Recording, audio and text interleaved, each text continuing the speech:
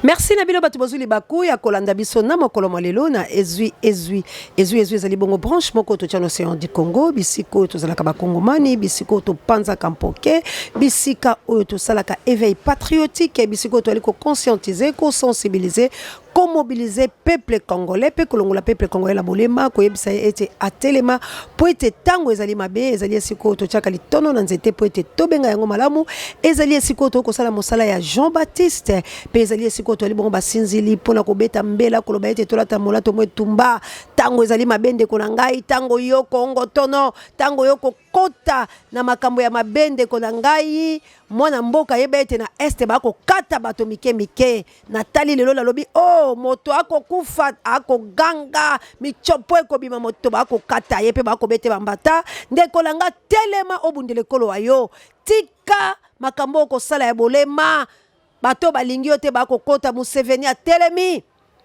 mwana na ya komi su ngangi bandeko la ngai yango moni to libongo basinzili to koloba lo telema ndeko la ngai to telemi ferme fidèle okola baku koloba ete liseko ya République démocratique du Congo est bel et bien là to kotika koloba te pamba te nzamba lobi na biso pona amour ya Israël ngai nzambe la kokanga monoko te biso pe lokola ba adepte ya Biblia to lobi pona amour ya patrie pona amour ya Congo papa Alfred na mama Clarisse to kokanga ka monoko la biso te ata ko ba ko luka biso bako déstabiliser biso bako pesa biso lolenga kozala ni kasi bana na nzambe bakozana litoi pe miso ya komona pe ya koyoka pe to kobundala bango etumba yango moi to koloba ete liseko ezali telema ferme fidèle bunda etumba na ya solo lokola bakuke kolongo la poste te okomona makambo oyo to koloba ekokokisama chaîne bino libération ezali wana Océan du Congo na émission oyo bapesi biso espace ezui na molobeli yango Océan de la presse congolaise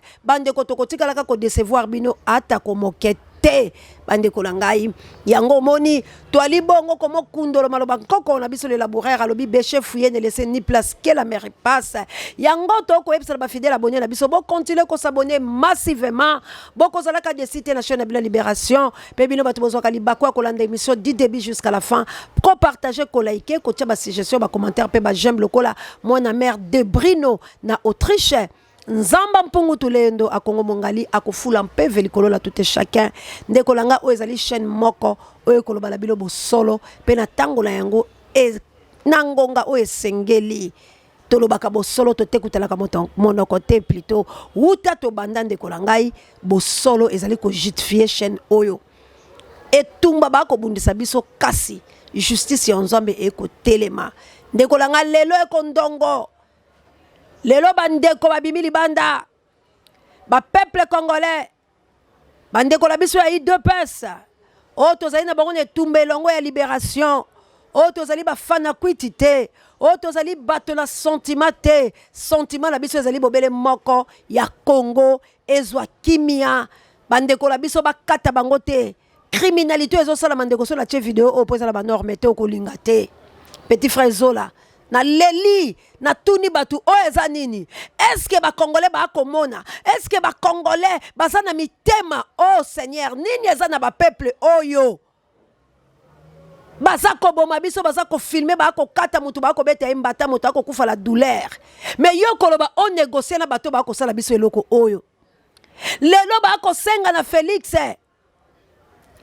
que il faut négocier Museveni alobi olinga te il faut qui est Museveni qui est Museveni mwana na ya za nani po basaka na kana biso lolenge wana tout congolais yo kapase kolo na yo ba menos o bazo sala biso ndeko langa eza malamu te balobi il faut à négocier na M23 o biso no sotoyebi ezali fabriqué par Hippolyte Kanamba lié Joseph Kabila ezali fruit ya ba Rwandais o ba kota na Congo pe balobi esengeli na ba M23 ba intégrer l'armée na biso baza ko imposer biso ke tolinga te M23 et ko kota la armée congolaise oh non tolobi NON on ne peut pas accepter M23 ezali fabriqué par Hippolyte pour nous attaquer on ne peut pas accepter to infiltrer bango to intégrer bango ba kota ba infiltrer biso Aussi longtemps, bino banso boyebi était l'armée congolaise. Et ça bongo une infiltration jusqu'au don. Boyebi bongo mboka na biso Congo ba infiltré yango. Batinda bato baya kotangawa. Loko ba Vital Kamerhe. Qui n'est pas congolais, moka lobaki yango nyingi kinke. Aujourd'hui, a changé moko façade et biso ba congolais to pesa maboko. Comment histoire ya Congo to lingi to falsifier bo solo to comme un mensonge pe mensonge ezwesika. Pourquoi vous ne voulez pas la vérité? Qu'est-ce qui ne va pas? Maintenant nzambe nini obino bo sambelaka?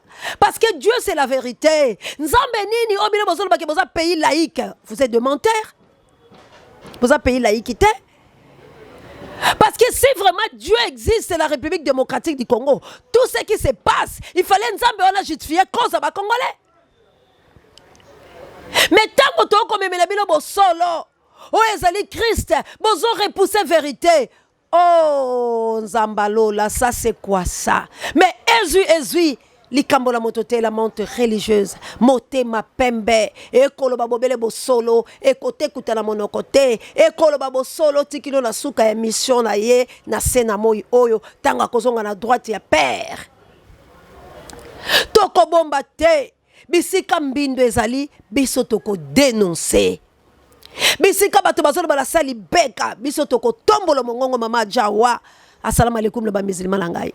Opération Sauve le Congo ezali bongo koko bande kolanga. Toko tambola na lolenge nyoso pona kosala campagne. Ya peuple congolais à lamuka. Toko iyo la yena biloko, toko iyo la yena mateya, toko iyo la yena mai. Toko iyo la yena ba prière londo pour être peuple congolais à telema et ali mo sala o esengeli to sala pour être tomé ma révolution na mboka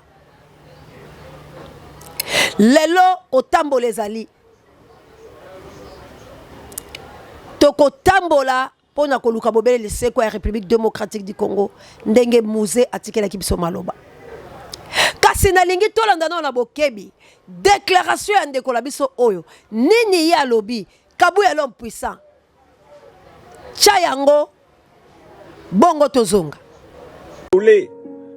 On peut compter parmi les Congolaises et les Congolais qui vivent aujourd'hui une dizaine de millions de personnes nées de viol. Le ministère du docteur Mukwege Denis aura permis entre autres de découvrir l'immensité du mal fait à ce pays. Un mal face auquel on ne peut même pas ouvrir les yeux, tellement il est insupportable à voir. Le mal absolu. L'espoir semblait de retour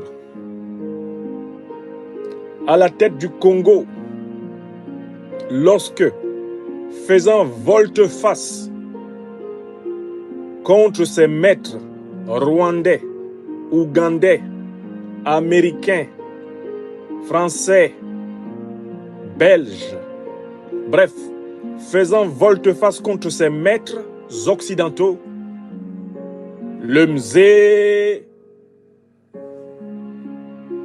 Laurent Désiré Kabila, refondateur de la République du Congo, décidait de s'appuyer sur les forces patriotiques congolaises, sur les forces panafricaines du continent africain et sur les alliés traditionnels du mouvement d'émancipation des peuples du tiers-monde que sont la Chine et la Russie pour reprendre ce qui avait été arraché des mains de Pierre Moulele et de Patrice Lumumba. La marche du peuple congolais vers sa vraie souveraineté. Hélas, dans cette volonté d'arracher son pays de ce qu'il appelait le petit Rwanda, le petit Ouganda, qui ne sont en réalité que les cache-sexes de l'immense tentacule de la voracité de l'impérialisme occidental, Laurent Désiré Kabila devait être assassiné en 2001 dans son palais pour avoir malheureusement insuffisamment pris en compte le degré d'infiltration des forces armées de la République démocratique du Congo, les FARDC, par ses ennemis, y compris à l'intérieur de son propre palais. L'homme qui est supposé avoir ôté la vie au Mzee Laurent Désiré Kabila, à savoir un certain Rachidi Kazereke, ayant été éliminé par ses propres commanditaires pour ne pas être obligé de témoigner dans un procès qui remonterait bien sûr incontestablement vers ses maîtres rwando-ougandais et par extension occidentaux.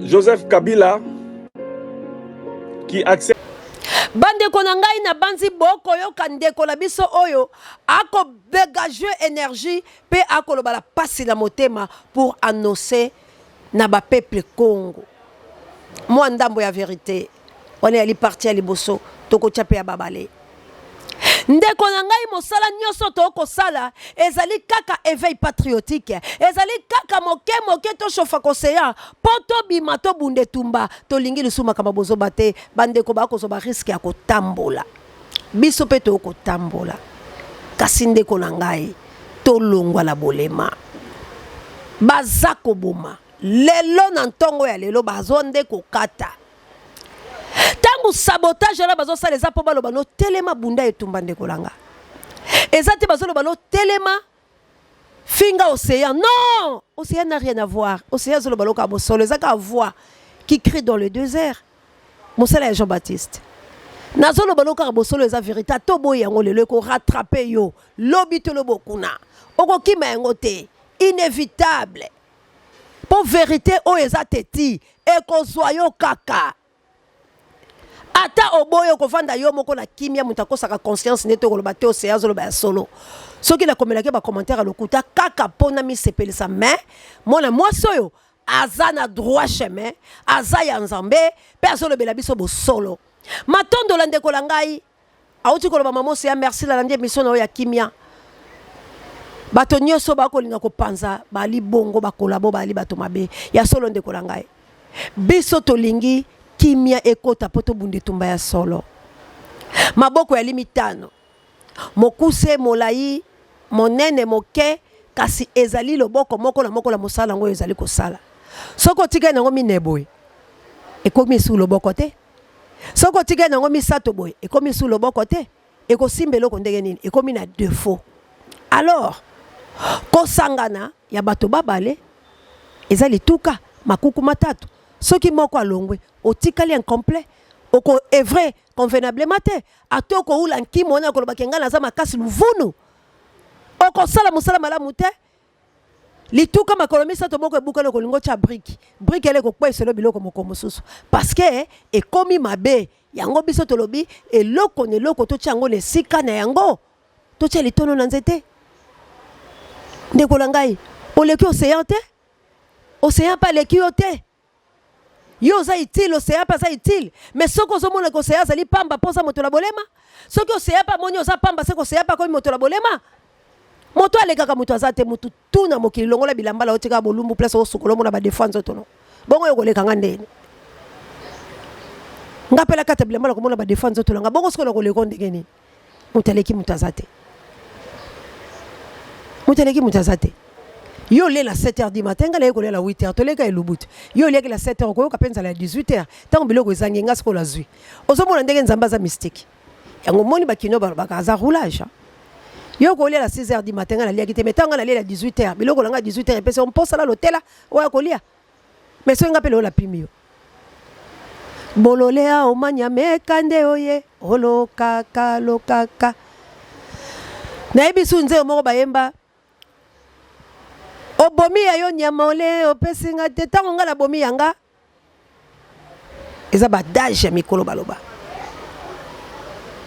to lingana parce que oyo tozo bundela lelo eza etumba ya ba valeur to récupérer yango etumba ezali makasi tango biso to ko sala ba théâtre tango biso to ko embrasser biloko ya buzoba lelo ba peuple congolais ndenge na ote ko bisa bino na libango ete babimaki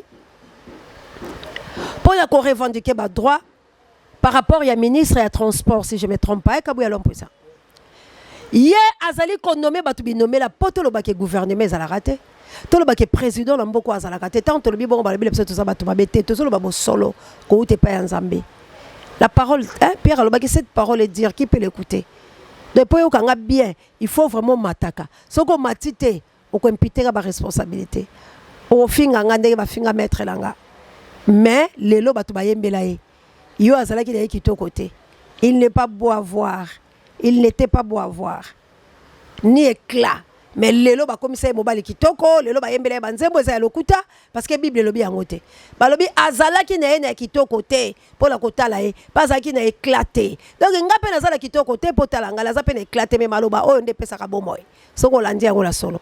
Mais lelo yo bakoma ko yembela Yesu mobile kitoko te azayi mobile kitoko te, contraire par rapport à la Bible. Flatteur vieux dépend de celui qui l'écoute. Mais Yesu aza flatteur te, ngape na ko la flatteuse te. Donc, la flattérité. Nous avons droit chemin. Parce qu'on se bat pour la nation congolaise. Nous voulons la paix. Nous devons récupérer l'indépendance de l'Occidentaux.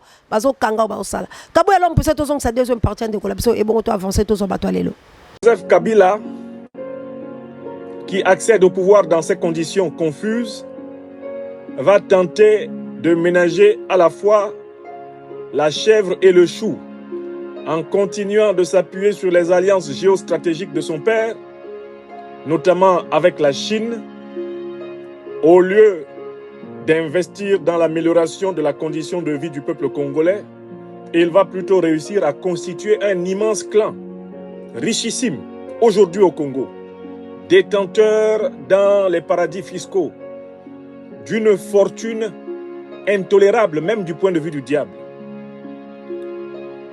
constitué par le bradage privilégié du Congo et l'accumulation personnelle de l'argent public dans un but ubuesque, celui d'être la famille la plus riche du Congo et de transmettre cet argent inutile à ses héritiers comme étant son plus grand succès, tout en laissant le Congo en proie à une déstabilisation continue en raison de la faiblesse de ses institutions régaliennes.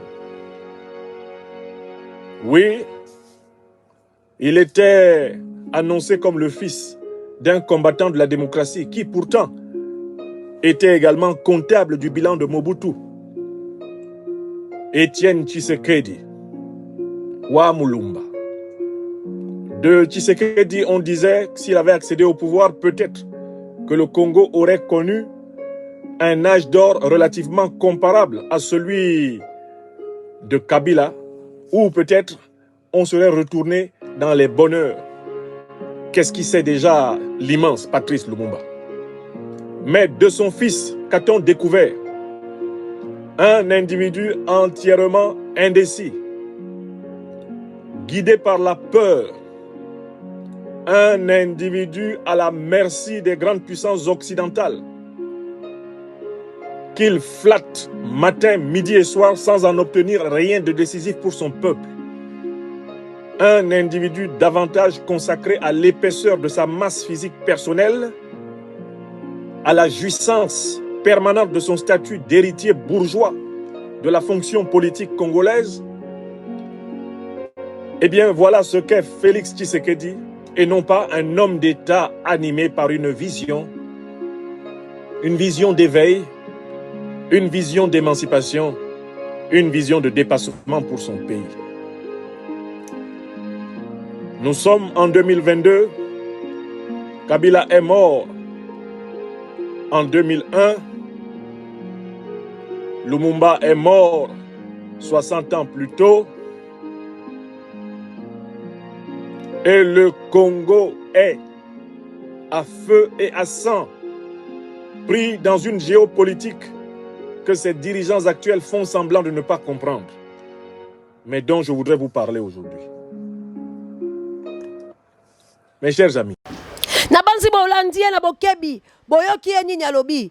Ndeko langa toza la besoin de réfléchir, toza la besoin de chaba moyen, toza na besoin de zobibundeli pour être to sauver nation. Le loba na est ba oganga. Soki le loba na est bandimi la bango bazo indépendance. Ndeke kabine de luka indépendance. Banani bagolela. Tonti meloko ana te nzamba ebi pour la pesa biso mabele. Bazo boma bango toujours. Ngala zo souhaiter no guerre ole comme la Kinshasa. Total nano bakabali oto sala soto kokango parce que tam soto mona on a est to mona net baza ba frère na bisote. Alors je préfère mieux ba Rwanda ba bando taquer à la Kinshasa ba kata ba boma chaque jour ndenge zo sala ba awa. Et bon ce ko to tala na soki biso to réfléchir ndenge nini. Potom soto mona rango ba vidéo zo tala est et Ituri Maniema Kindu Manono Fizi alors zo sala biso le côté et comme on a Kinshasa babanda ko kata chaque jour babanda ko boma biso à ce moment là yo zaka na poto lo tinda $50 na po ba emilia biso o ko comprendre que baboti no bazali soki ba bomi bango enini yo ko manango o mona siko kanda la biso ni to zaka nango vis-à-vis de ba boma bande ko la biso ba tuta bango na maboka ba Rwandais ba boma ebele alors on ne peut pas accepter que to vivre quand na biloko wana on nous menace baza ko boma baza ko intimider et baza ko obliger biso que bango ba intégrer dans l'armée congolaise. Tala niveau ba komisi biso. Alors to kondimate M23 eko kota officiellement toté. Kagame na Museveni ba ozwa mboka toté. Siko bato bozolo bala biso to négocier, vous êtes des lâches, des idiots. Pour biso to que négocier, vous êtes des insensés, des inconscients. On va négocier avec qui? Et là on y a empêché biso ndenge Museveni so ko attaquer biso to attaquer Museveni. Qui est Museveni? Museveni est plus grand que la République démocratique du Congo. Ou bien Kagame, on compte à 80 fois. Ou bien Belgique, France, États-Unis. Pas bango ba commander biso. États-Unis à quoi? Hein? États-Unis ça yelo konini. Minerai na Congo. Nyoso la Congo.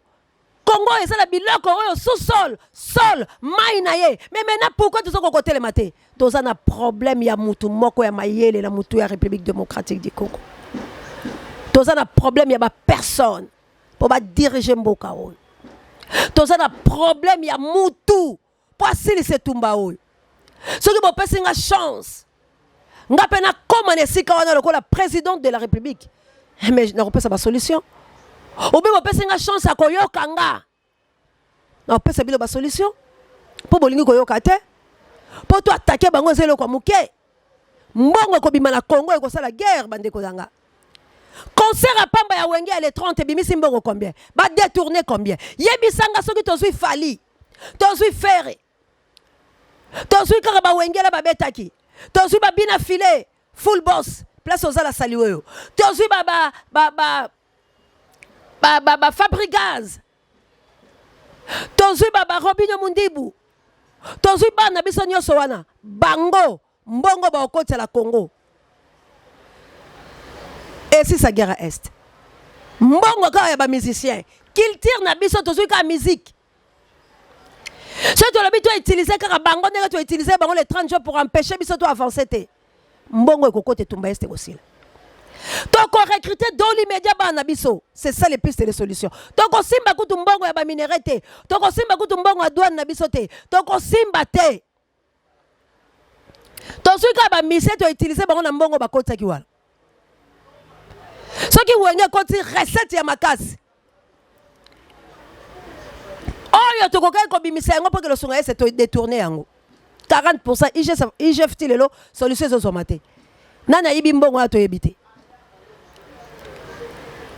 Siko boye bisanga, bo empêcher ki peuple pour la nini. Avancer ne tumba na idée na yasa ki nango pour la ko sauver Congo.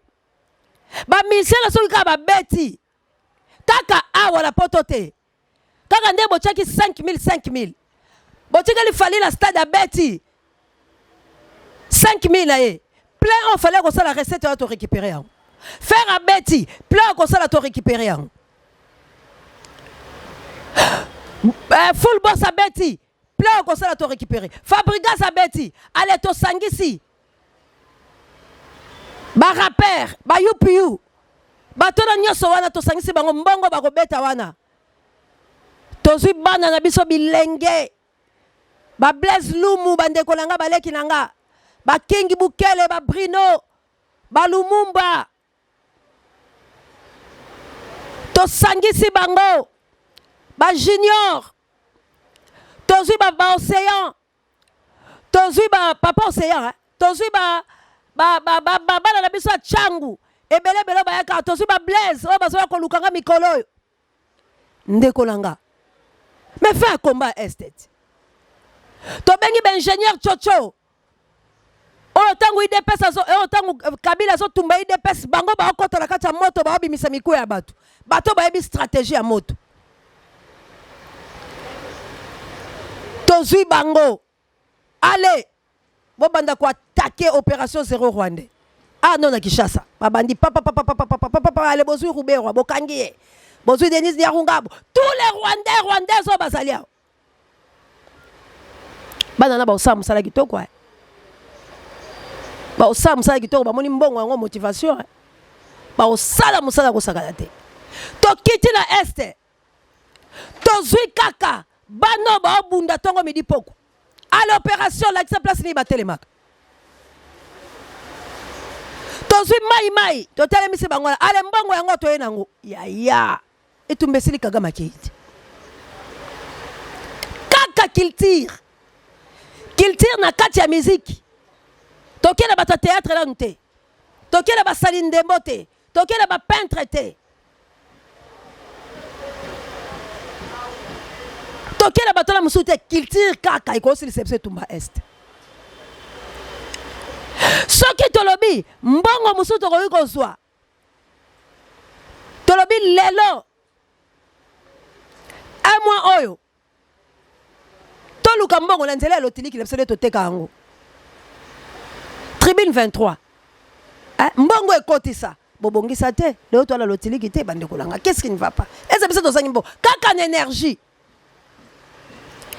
mais bino boza ko escroquer biso oyebi lisolo ya carburant lelo tango carburant sa nyongo elinge mata bino gouvernement na ministre hydrocarbures bosoli nini bolobi bakitisa boliaka mbongo na mutu na biso mais bino boyiba biso mbongo te ata ba chauffeur ndenge ba tourmenta biso la po bayebi te ke biso le tofutelaka bango bambongo ya likolo ya carburant bazoyiba yango na peuple congolais nyonso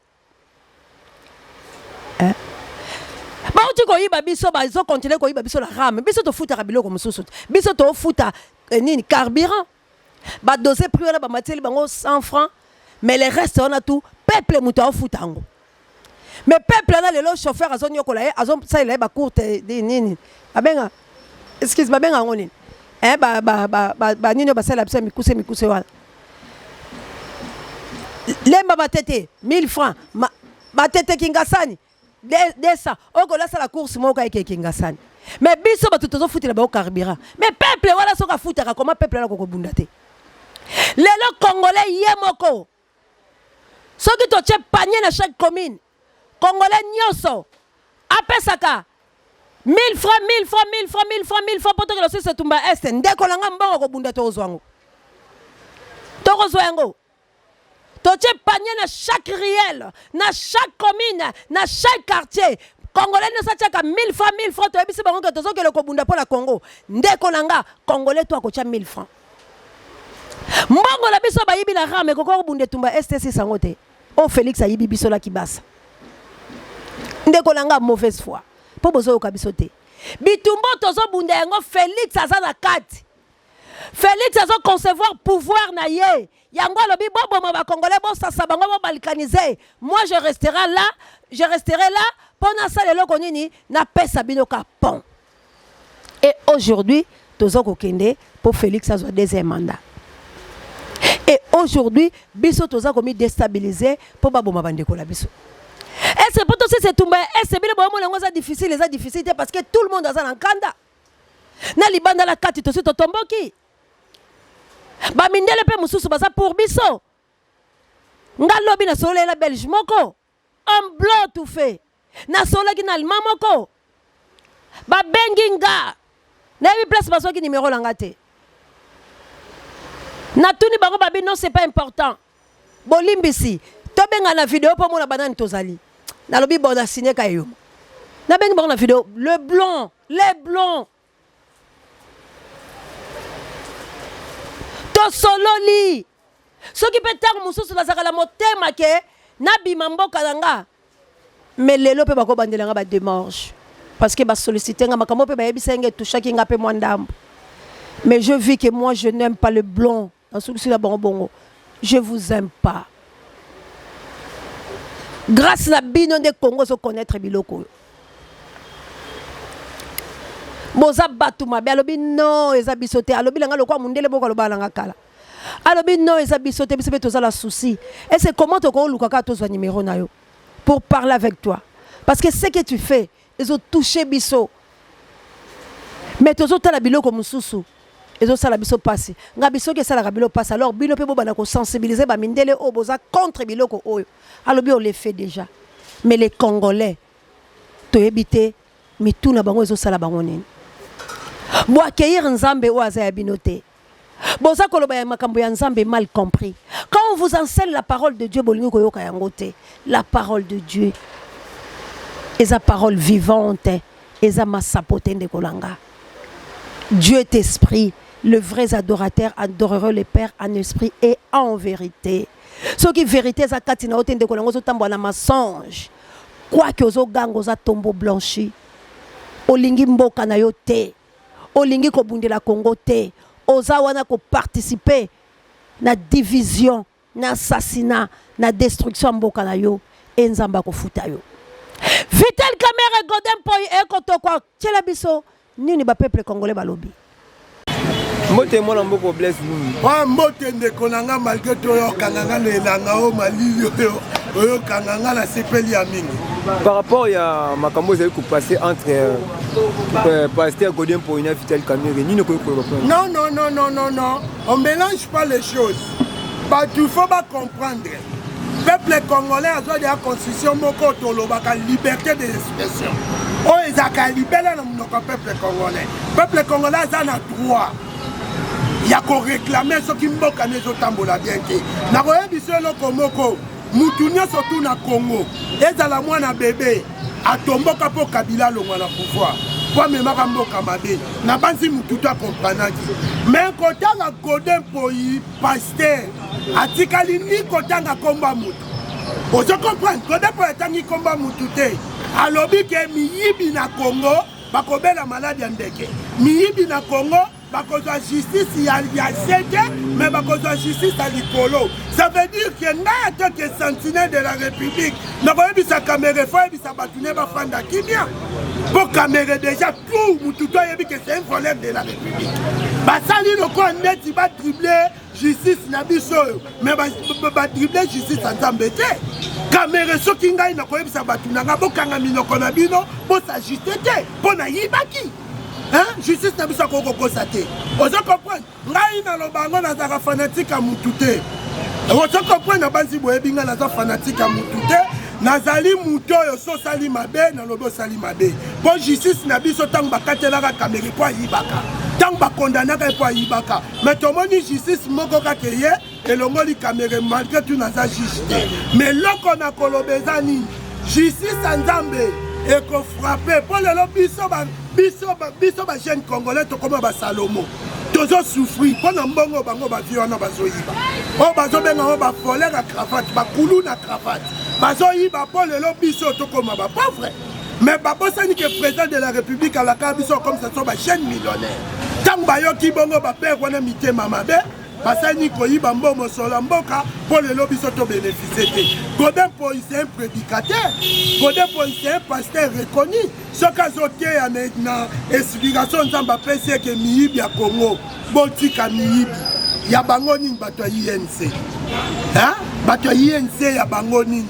Biso kutu yibe pese bato zu pouvoir, toza humilié, toza ba monnaie des singes. Peuple congolais doit se retrouver pour faire ça travailler dans la mine. Tobetela bango maboko, Kamerhe c'est un voleur. Ngana lobiango batayi ense batakenga Kamerhe c'est un voleur. Na décortiquer bango na ba sensibilité. Merci. Ouais, merci na CP. Merci encore une fois. Pambate bokozongo l'intégralité de la République na océan du Congo. Ntongo ya lelo bana Congo bande kwa IDPS ba tombola ki mongongo la bango pona koloba ete to lingi te makambo boko sala Félix. To lingi te bo aveugle Félix, bo envoûter Félix. Félix yemoko aza faible au lieu côté na ye. Akuta na batu ya mayele, o ya makasi, o ya malamu. Po ete basalise musala malamu kasi akuta ni bobelela batu ya bolema oyo bayeli suko bomaye pe baleli balobi nini pourquoi Denise en tant que mwasi ya libala oyo azali première conseillère ya mobali na ye na 4h du matin azali bobele ko détruire mobali na ye ko pesa kai bobele simbisi ya ko kabula ela bato ba pesa ke pouvoir batie simbisi ya François Beya sale le côté kaka pona akanga kake alobi ndeko ya Denise akoki kozala ambassadrice te alobi Félix makambo ko sala lobaka na bilo boboya kati alobi Félix ya solo to négocier la ba Rwandais ya solo to kalipo biso to pesa au pouvoir parce que la katia bato basali pouvoir ya Félix c'est pas comme un président aujourd'hui ba Didier basala kati ba François Beya baza ba faiseur à pouvoir na e Marc ayebi pe Marc alobi akoloba le 18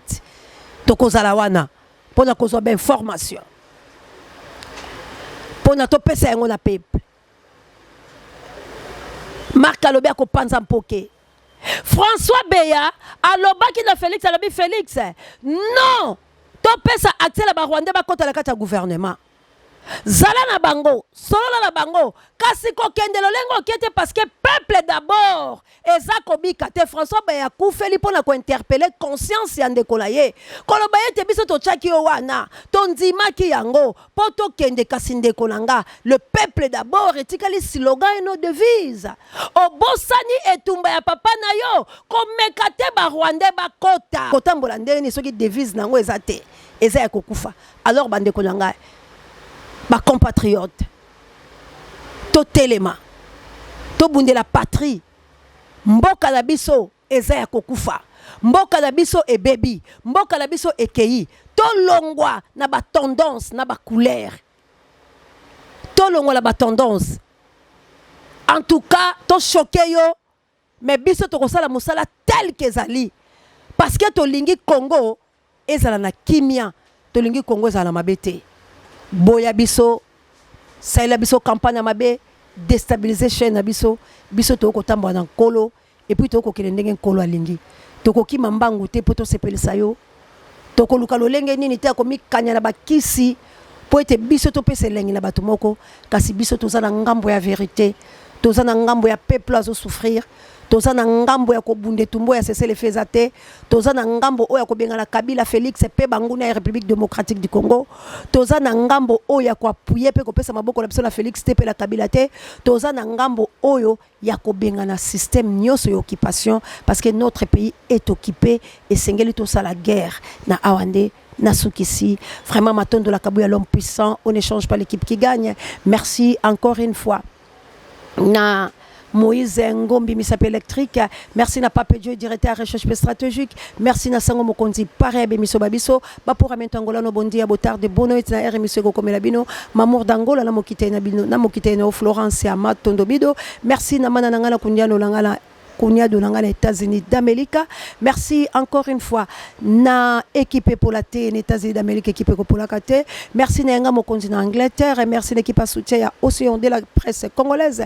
Merci na fondation Océan du Congo to ko tambisa makolo to ko kende ba mama ya moto mojali moto mozima mité vraiment na banzi to ko kele ko concrétiser na ba maser bande ko langai maboko na bino e ko zala bongo malamu ba maser batinda ki voice na bango bazali penza ko zela biso na maboko polele pe basungaka pe bandeko mosusu na moko kozwa kisi na moko kosalisa mo ba examen pour la santé en tout cas bandeko nanga to soutenir Congo parce que santé n'a pas de prix ba maman missionnaire na plus trondé vraiment Londres toujours pe ba maman missionnaire maman odeti to betimbela ete to zala posa ya ba kisi po ete to sungaka ba Congo mani bazo kama traitement ya malonga po ete en tout cas traitement ya malamu te bilo pe bato bolobaki la biso likambo etali ba kisi en tout cas to kozela bilo bobenga biso po ete to sola merci Nanita Babe Ifokuyo Moto merci na bakoko Lumumba que vive la République démocratique du Congo, papa Michael et la France, maman Célestine la France, maman Célestine locale mais les États-Unis d'Amérique, maman Koimpumba na Elisabeth et la France, maman Nangai la Chabienne na plus 49,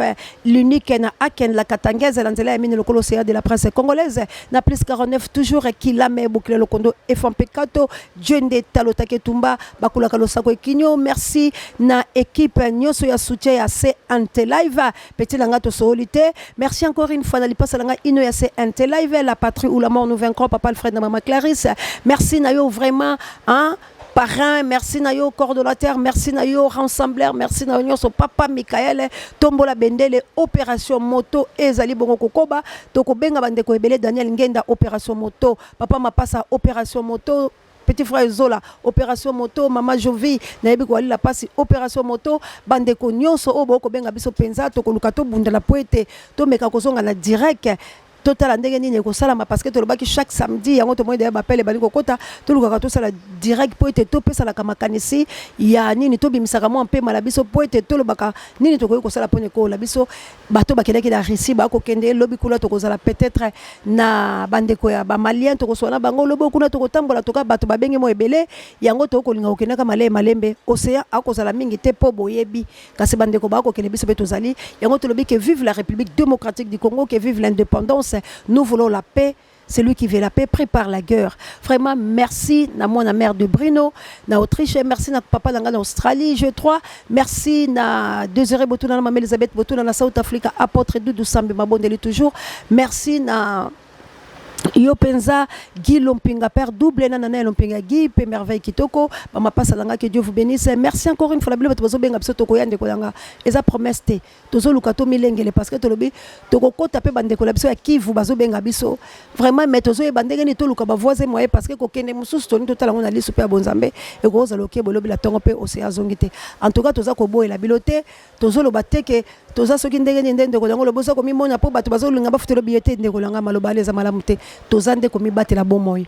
Nzambaza ina lola nga pela mi batela parce que na habité ndeko la ngai ana gemena que Dieu vous bénisse vraiment merci la maman Azana Julie merci la maman la Kitambo merci la maman la biso na banda lungwa vraiment merci donc Nzambe azali kaka bongo que Dieu vous bénisse merci la Suisse na jolie na maman Nzamba lola za la maman Samuel maman Pierrette Mabondeli maman Clémence Dinanga Mosako la bikolo na mboka ya ba maman missionnaire maman Odeti merci na bino banso ba papa Henri docteur Ngola les États-Unis d'Amérique vraiment boza un peu partout grand frère propre na France vraiment boza partout aux Sabino que boza ko benga biso tozana bino ensemble tozana bino elongo na Toulouse tozana bino elongo donc Charlie Chobo tozana bino elongo hein papa nanga Toussaint molonga ya mama elo donc tozana bino nyoso partout bobengi biso na Corée du Sud la plus 90 vraiment merci na bino tout hein ba la Turquie bobi bo bon s'habiller tokoya mais tozaka ko milengele nzambe tozapprécier hein toza prêt pour la kobundela Congo mais ko bima wana nde esala kabiso moi passe pambate boyebike okoyi ko abandonner poste okanisi ke Belgique ne malamu Turquie ne malamu nzoka nde kuna liwe kozwa photo za la awa bisika nzambe apesi biso mais tozo boya te invitation la bino tango o nzamba ko fungola nzela ya mibembo nde kolanga okobenga kutu te okomona biso tokomi yako pote to bungisi vraiment père spirituel ya Baindo Église ya Baindo na République démocratique du Congo oyo bongo azalaki 3e ebokitani ya Mvuluzi Kimbangu Mama Soso vraiment na banzi bokunda minaye bosalami kasi bato bakolela lokola ba chrétien po ete balobina no bamona bongo te mon pota moko yakina loboko kasi makile ko bima lokola ya nolite ne gampeta bokotala nzoto le lokola mutakufite cela veut dire que Nzambe azali na kati ya République démocratique du Congo kolakisa biso ba mystique ya bongo nde kolanga ezali kolakisa ete telema Jean de Dieu momika di le messager yaka awaliwana ezalaka mystique akufi ba na frigote formalité mais makambo emonana yango tozolo bakelo kwa tozali bana Nzambe na logique bino ba Rwandais bo bandeko la biso to na problème na binote mais makambo bo ko lukane to che inimitié na biso nde to ko bunda na bino po ete to battre bino to boma bino to teya bino enfin bozonga na nzela biso to bikisa bino et puis tozali kolongola collaboration oyo minerai na biso ba rafinango na Rwanda à date d'aujourd'hui minerai à Congo to ko industrialiser yango awa 5000 et quelques de dollars pour bosser l'industrie awa ça vous manque pas 5 millions parce que bozo détourner ba mbongo ebele hein Félix yo peta la yo moko makambo yo to lo baka ba conseiller te yo moko est-ce que vraiment zo réfléchir te combien de mbongo yo ça nango so que le bomba la banque la Dubaï bozo ça la ambiance mais est-ce que yo moko chaussure na wana soko teki yango mais on raffiner minerai awate et loko ni peso zanga yo po yo kaka pe biso air moko ke o ça la pata bola moko la quelques minutes 20 na 2023 o ça la présidenter à moins que bo ça la kama kambo ça la mais biso to préparer guerre ingeta la bala Mvuluzi merci na bana kimbango jantungunya bana na bilaka bana de longa mapinga de longa toza wana pa ko bundela nation et non pour des sentiments personnels et inutiles. Ce qui y est choisi a été lobby to okuta na bino. Bye.